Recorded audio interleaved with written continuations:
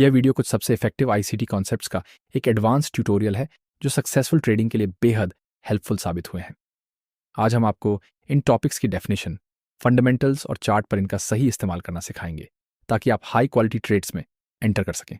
अगर आपकी इसमें दिलचस्पी है तो हमेशा की तरह सपोर्ट दिखाने के लिए लाइक बटन दबाएं और अगर आप नए हैं तो हमारे चैनल को सब्सक्राइब करें।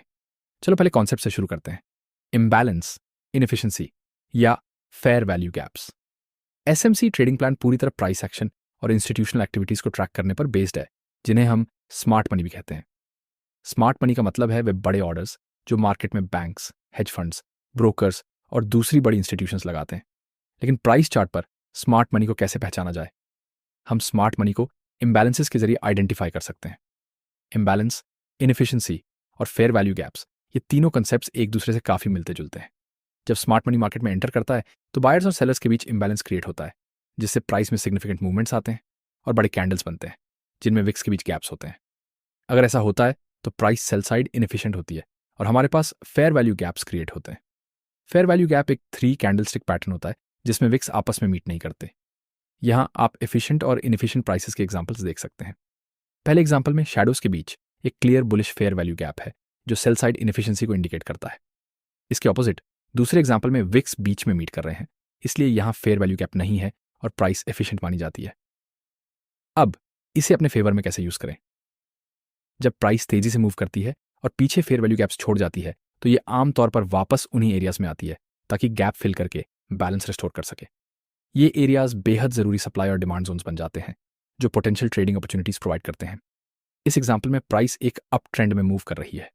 इस एरिया में प्राइस ने फेयर वैल्यू गैप्स बनाए हैं जो बाई साइड इम्बैलेंस और सेल साइड इनएफिशिएंसी को इंडिकेट करते हैं।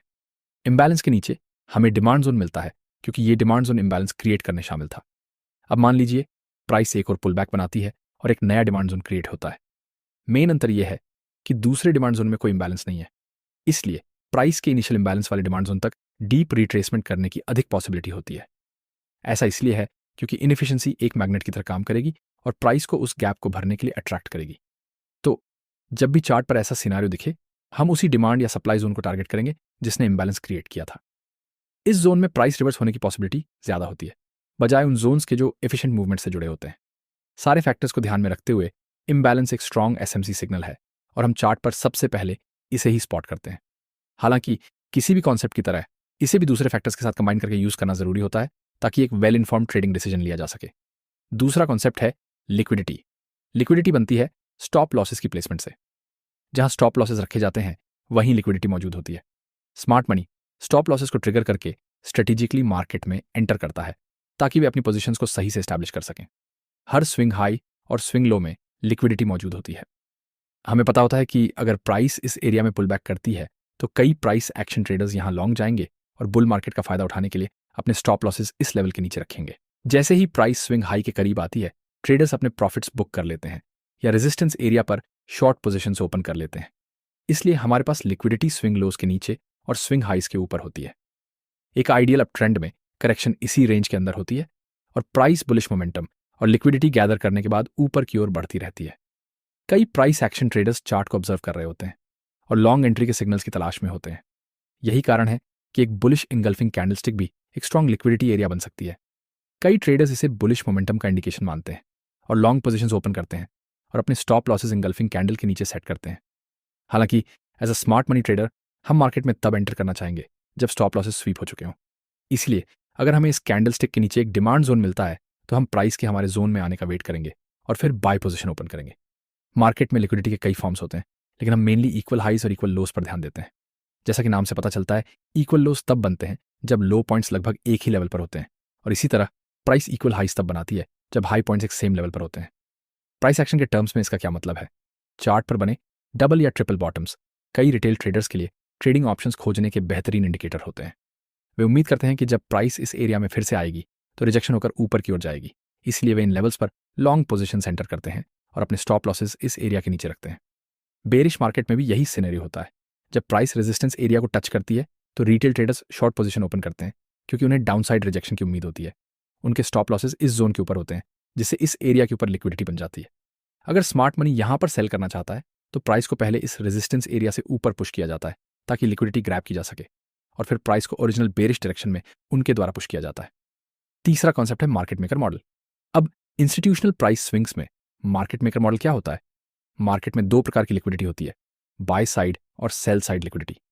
किसी हाई या ग्रुप ऑफ हाइज के ऊपर की लिक्विडिटी बाय साइड लिक्विडिटी कहलाती है।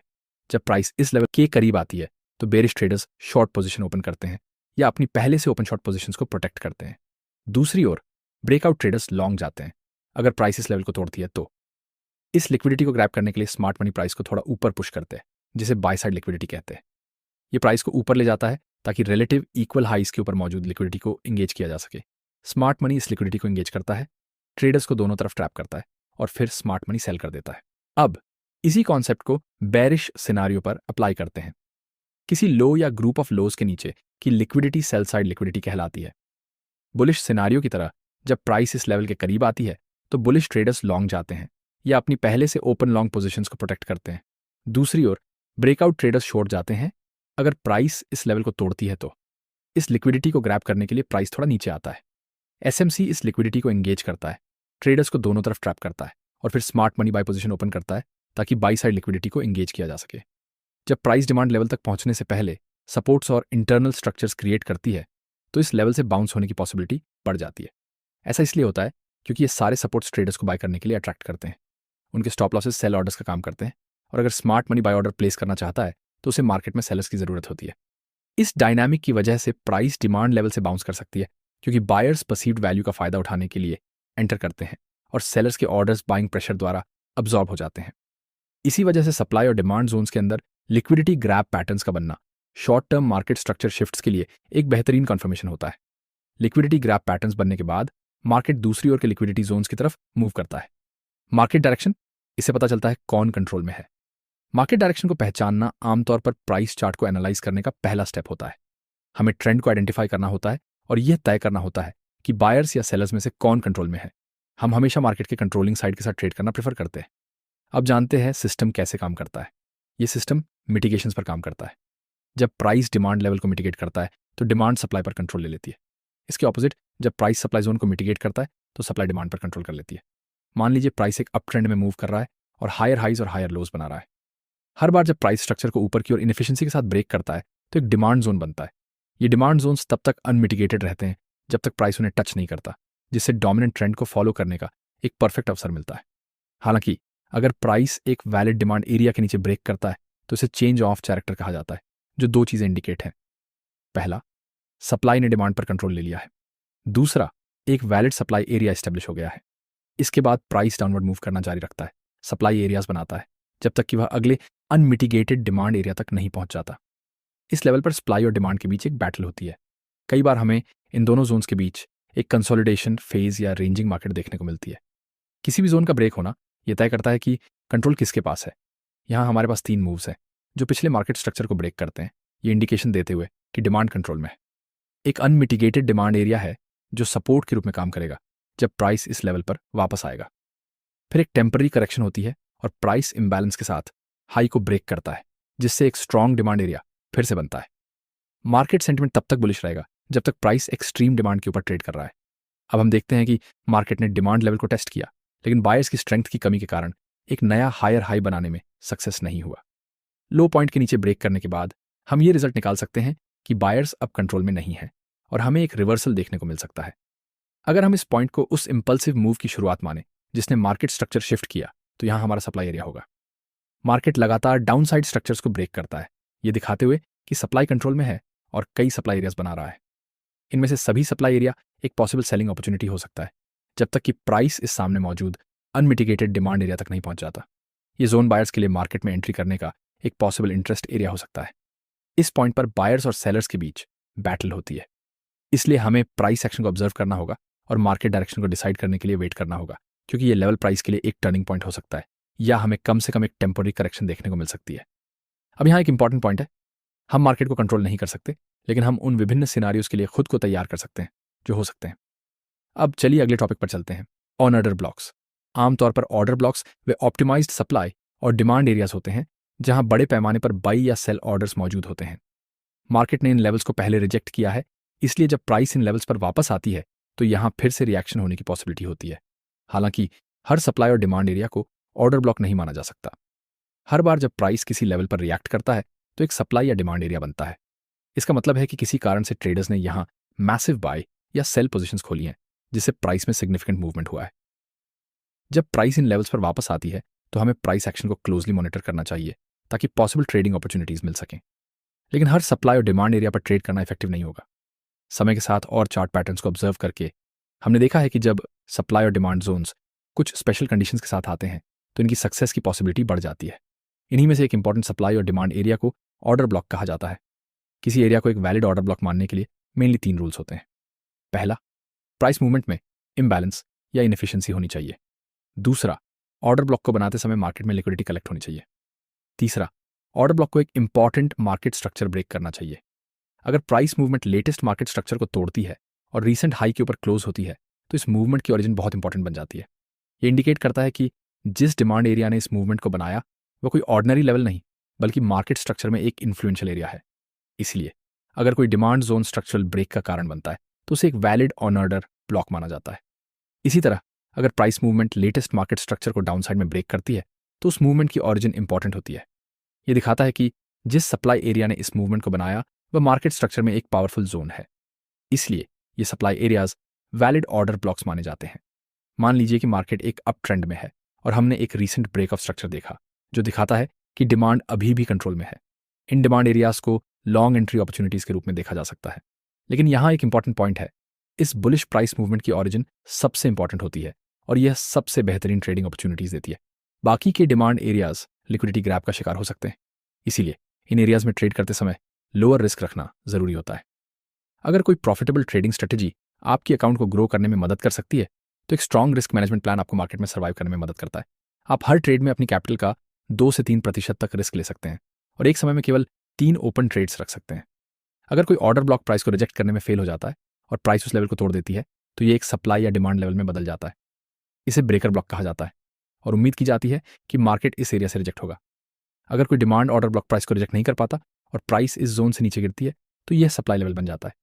ऐसी कंडीशन में जो ट्रेडर्स इस ऑर्डर ब्लॉक में लॉन्ग पोजीशन लिए थे वे मार्केट स्ट्रक्चर शिफ्ट के बाद ट्रैप हो जाते हैं। अब वे प्राइस के वापस आने का इंतजार करेंगे ताकि ब्रेक इवन पर अपनी लॉन्ग पोजीशंस क्लोज कर सकें। साथ ही नए ट्रेडर्स इस एरिया को सप्लाई जोन के रूप में देखेंगे और शॉर्ट पोजीशंस लेंगे। अगर प्राइस एक हायर हाई के ऊपर ब्रेक ऑफ स्ट्रक्चर करती है और इम्बैलेंस के साथ मूव बनाती है तो ये एक वैलिड ऑर्डर ब्लॉक बनाता है जहां से लॉन्ग एंट्री ली जा सकती है। लेकिन अगर मार्केट स्ट्रक्चर चेंज हो जाता है और प्राइस प्रीवियस लो के नीचे ब्रेक करती है तो डायरेक्शनल बायस बेरिश हो जाता है। अब हमारा डिमांड लेवल सप्लाई में बदल जाएगा क्योंकि प्रीवियस बायस ट्रैप हो चुके हैं और नए ट्रेडर्स इस लेवल पर शॉर्ट करने के लिए तैयार होंगे। इस डबल एक्शन का रिजल्ट ही है जो प्राइस को इस एरिया से रिटर्न करने पर मजबूर करता है। अब लिस्ट में आखिरी कॉन्सेप्ट है market structure. Market structure actually क्या होता है? ये स्विंग हाई और स्विंग लो, सप्लाई और डिमांड एरिया, ऑर्डर फ्लो और पूरी मार्केट कंडीशन को रेफर करता है। मार्केट के 2 मेन बिहेवियर होते हैं, ट्रेंडिंग और रेंजिंग मार्केट। एक अप ट्रेंड में, जैसा कि नाम से पता चलता है, मार्केट ऊपर की ओर बढ़ता है जिससे नए हायर हाइज और हायर लोज बनते हैं। यहां आप एक आइडियल असेंडिंग स्ट्रक्चर देख सकते हैं। आइडियल का मतलब है कि मार्केट लोज को बनाए रखता है और लगातार ऊपर की ओर पुश करता रहता है। इंपॉर्टेंट बात यह है कि अप ट्रेंड में मार्केट में हाइज को ऊपर की ओर तोड़ने की नेचर ज्यादा होता है। हालांकि मार्केट हमेशा इतनी क्लियरली मूव नहीं करता, लेकिन ज्यादातर ऐसा ही पैटर्न देखा जाता है। यदि आप 1 मिनट के चार्ट को भी देखें तो आप देख सकते हैं कि ऊपर की ओर गति उच्चता और निम्नता बनाकर बनाई जाती है। इसलिए जब तक मूल्य संरचना लेवल्स को ऊपर की ओर ब्रेक करती रहती है हम अप ट्रेंड में रहते हैं। अब जब हमने ब्रेक्स के बारे में बात की है तो देखते हैं कि ब्रेक का क्या मतलब है और हम इसे वैलिड मानने के लिए किन कंडीशंस को कंसिडर करते हैं। लेकिन इससे पहले यह है चार्ट पर कैंडलस्टिक फॉर्मेशन की जनरल एनाटॉमी। ये अलग अलग साइजेस और शेप्स में आ सकती हैं, लेकिन ये एक इंपॉर्टेंट सब्जेक्ट बन जाती है जब हम ब्रेक्स और लिक्विडिटी कॉन्सेप्ट्स की बात कर रहे होते हैं। स्ट्रक्चर और लिक्विडिटी मार्केट के 2 इंसेपरेबल पार्ट्स हैं। कई लिक्विडिटी एरियाज को स्ट्रक्चर के जरिए से मीनिंग मिलता है और कई स्ट्रक्चर लेवल्स लिक्विडिटी कॉन्सेप्ट्स के कारण इनवैलिड हो जाते हैं। अब ब्रेकआउट कैसे होता है?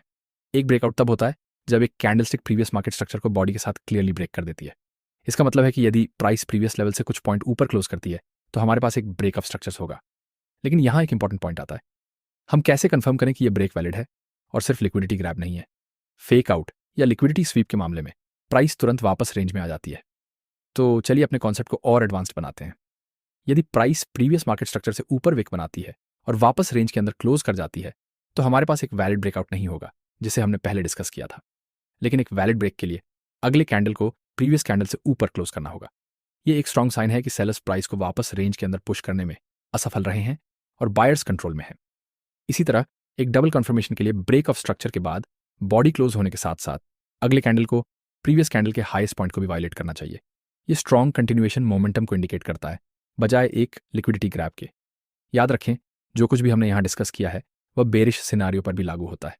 अब चलते हैं अगले टॉपिक पर, रिवर्सल्स। हमने पहले बताया था कि मार्केट के दो टाइप्स के बिहेवियर होते हैं, ट्रेंडिंग और रेंजिंग मार्केट। कभी कभी मार्केट डायरेक्शन को पहचानना कठिन हो सकता है या ऐसा महसूस हो सकता है कि प्राइस एक बॉक्स में फंसी हुई है। रेंजिंग मार्केट का टॉपिक इस वीडियो के स्कोप से बाहर है, तो चलिए फोकस करते हैं कि कब एक अप ट्रेंड डाउन ट्रेंड में बदलता है और वाइस वर्सा, या आसान शब्दों में हमारा ओवरऑल बायस बुलिश या बेरिश कब होना चाहिए। जैसा कि हमने पहले बताया था, एक ऑरिजिन का ब्रेक एक चेंज ऑफ कैरेक्टर क्रिएट करता है। एक ब्रेकआउट तब होता है जब एक कैंडलस्टिक किसी मार्केट स्ट्रक्चर लेवल के थ्रू एक विजिबल अमाउंट तक क्लोज कर जाती है। तो सबसे पहले हमें रिवर्सल पॉइंट्स को आइडेंटिफाई करने के लिए सोर्सेज को लोकेट करना होगा। लेकिन यहाँ एक इंपॉर्टेंट पॉइंट आता है, चेंज ऑफ कैरेक्टर को पहचानने में स्केल मायने रखता है। उदाहरण के लिए यहाँ इन दोनों लेवल्स को एक सोर्स माना जाता है क्योंकि इन्होंने प्रीवियस मार्केट स्ट्रक्चर को ऊपर की ओर ब्रेक किया है, लेकिन हम इस ब्रेक को वैलिड चेंज ऑफ कैरेक्टर नहीं मानेंगे। इसका कारण यह है कि इतनी छोटी मूवमेंट की फेलियर को ट्रेंड रिवर्सल नहीं माना जा सकता। तो चेंज ऑफ कैरेक्टर के लिए एक और रूल है, एक वैलिड चेंज ऑफ कैरेक्टर तब होता है जब प्राइस लेटेस्ट इंपल्सिव मूव के लोएस्ट पॉइंट को ब्रेक कर देती है, और यह मूव प्रीवियस इंपल्सिव मूव के कम से कम आधे साइज का होना चाहिए। उदाहरण के लिए इस चार्ट को देखें। यदि हम मार्केट स्ट्रक्चर के कॉन्सेप्ट्स को अप्लाई करें तो हमारे पास 3 इंपल्सिव मूव्स होंगे। इन सभी ने एक नया हाई बनाया है, तो हर इंपल्स के सोर्स को ब्रेक करना एक चेंज ऑफ कैरेक्टर माना जाएगा। लेकिन तीसरे इंपल्स के साइज को देखें, ये बैरली प्रीवियस मूव के आधे साइज का भी नहीं है। तो इस केस में यदि प्राइस स्विंग लो से नीचे ब्रेक करती है तो हम इसे valid change on off character नहीं मानेंगे। इसलिए हम चार्ट पर लेटेस्ट इंपल्स को प्रीवियस इंपल्स के साथ कंपेयर करते हैं और इसे कम से कम आधे साइज का होना चाहिए ताकि इसे वैलिड रिवर्सल माना जाए। उदाहरण के लिए यदि प्रीवियस मूव 40 पॉइंट्स का है तो लेटेस्ट इंपल्स कम से कम 20 पॉइंट्स का होना चाहिए, नहीं तो हमारे पास कोई वैलिड चेंज ऑफ कैरेक्टर नहीं होगा। अब बैरिश सिनारियो में ये हमारे इंपल्सिव बैरिश मूवमेंट्स हैं। यदि प्राइस इस लेवल को ब्रेक करती है तो इसे एक वैलिड चेंज ऑफ कैरेक्टर माना जाएगा क्योंकि यह इंपल्सिव मूवमेंट प्रीवियस मूव के आधे से क्लियरली बड़ा है। ध्यान रखें कि हम हमेशा चार्ट पर लेटेस्ट इंपल्स को प्रीवियस इंपल्स के साथ कंपेयर करते हैं। कोई फर्क नहीं पड़ता कि आपकी एंट्री स्ट्रैटेजी क्या है, डोमिनेंट मार्केट डायरेक्शन के साथ ट्रेडिंग करने से आपके विन रेट्स और रिस्क टू रिवॉर्ड रेशियो में इंस्टेंट इंप्रूवमेंट आएगी।